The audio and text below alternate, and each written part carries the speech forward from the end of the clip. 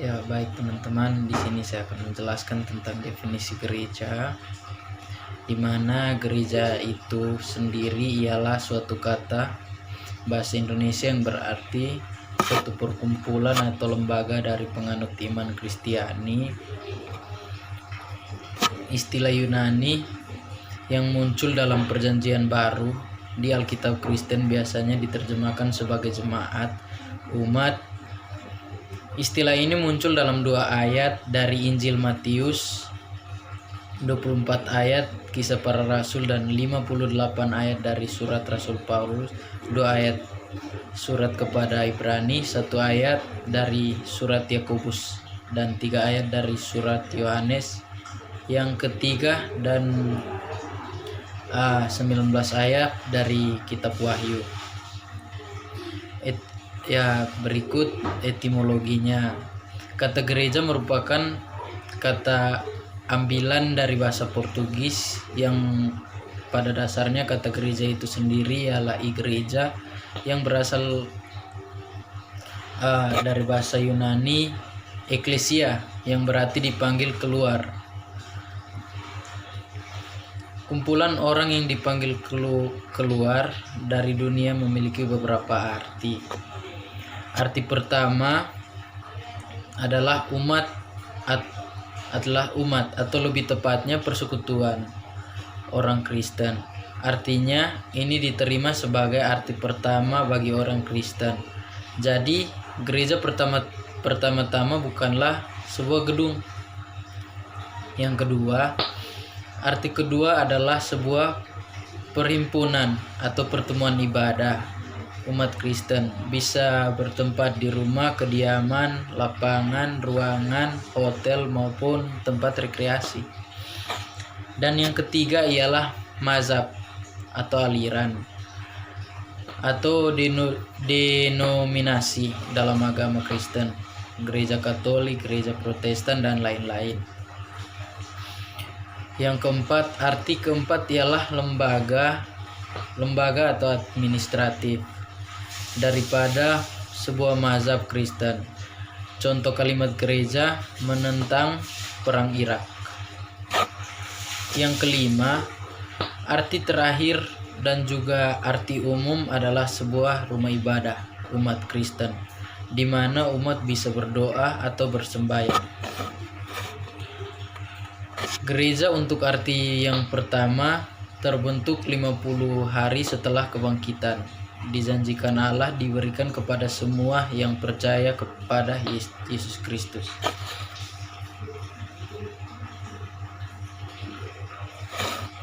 Ya, next. Sekarang kita akan membahas lagi tentang sejarah gereja di Indonesia. Jadi, gereja di Indonesia itu sudah hadir sejak abad kedua Masehi. Pertama kali di Vansur, baru Sumatera Utara. Sejak saat itu sampai sekarang di Indonesia telah banyak gereja-gereja dan aliran-aliran lainnya di Indonesia. Pada umumnya gereja Kristen di Indonesia dapat dibagi ke dalam 3 aliran utama, yaitu gereja Katolik Roma dengan sistem episkopal di bawah kepemimpinan Paus, gereja-gereja Protestan yang merupakan hasil dari reformasi Protestan dan berdiri mandiri, gereja Ortodoks dengan sistem episkopalnya juga.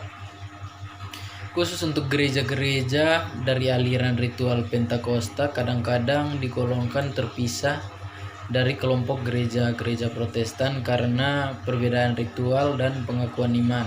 Meskipun dari sejarah gereja Pentakosta muncul dari denominasi ajaran Protestan, gereja Katolik dan gereja Ortodoks di Indonesia telah tidak terbagi menurut denominasi sebagaimana halnya yang ada pada gereja-gereja Protestan atau Pentakosta. Karena gereja Indonesia dan aliran Pentakosta terbagi menjadi unsur gereja yang lebih kecil Maka gereja-gereja Kristen Protestan dan Pentakosta memiliki banyak cabang. Bahkan di setiap daerahnya gereja-gereja tersebut dapat diklasifikasikan menurut ajaran teologi, kelompok etnis, bahasa pengantar, atau gabungan dari ketiganya. Ini adalah sejarah dari Gereja Katolik. Gereja Katolik sendiri merupakan gereja yang memiliki persekutuan dengan paus atau uskup Roma yang memegang otoritas tertinggi setelah Dewan Kardinal. Gereja Katolik terdiri dari Gereja Katolik Roma atau Ritus Latin dan 23 Gereja Katolik Ritus Timur. Karena secara umum gereja Katolik di Indonesia berasal dari misi Portugis dan Spanyol, atau Santo Franciscus Xaverius adalah orang Spanyol. Gereja Katolik di Indonesia mengikuti Ritus Latin. Gereja Katolik di Indonesia terbagi dalam 37 keuskupan yang dikelompokkan ke dalam 10 provinsi gerejawi, ditambah dengan 1 ordinariat militer. Keuskupan-keuskupan tersebut membentuk suatu organisasi koordinatif yang disebut Konferensi Wali Gereja Indonesia, beranggotakan para uskup di Indonesia. Kali ini ke gereja Protestan. Berikut beberapa gereja Protestan yang ada di Indonesia. Cabang pemekaran, pemecahan dari suatu gereja ditandai dengan subbagian. Gereja tersebut antara lain Gereja Kalimantan Evangelis atau GKE memakai adat Dayak. Berikut Gereja Kristen Jawa atau GKJ memakai adat Jawa. Gereja Kristen Sumatera bagian selatan atau GKSBS memakai adat Jawa dan Melayu. Gereja Kristen Jawi Wetan atau GKJW memakai adat Jawa. Gereja Masih Injili di Minahasa atau GMIM memakai adat Minahasa. Huria Kristen Batak Protestan atau HKBP memakai adat suku Batak Toba.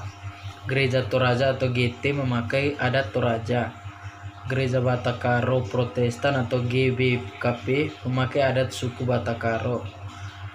Gereja Kristen Protestan Simalungun atau GKPS memakai adat suku Batak Simalungun. Huria Kristen Indonesia atau HKI. Banuaniha Keriso Protestan atau BNKP memakai adat Nias. Orahuania Keriso Protestan atau ONKP memakai adat Nias. Gereja Kristen Protestan Angkola atau GKPA memakai adat Angkola. Gereja Kristen Protestan Pakpak Dairi atau GKPPD memakai adat Batak Dairi. Gereja Kristen Kalam Kudus atau GKKK Tionghoa. Gereja Kebangunan Kalam Allah atau GKKA Tionghoa. Gereja Kristen Pasundan GKP memakai adat Sunda. Gereja Kristen Rejang atau GKR memakai adat suku Rejang tertutup bagi suku-suku lainnya. Gereja Kristen Injil Indonesia atau GKI memakai suku anak dalam orang-orang pribumi atau bumi putra seperti Rejang dan Lembak di sebagian besar Bengkulu dan sebagian Sumatera Selatan.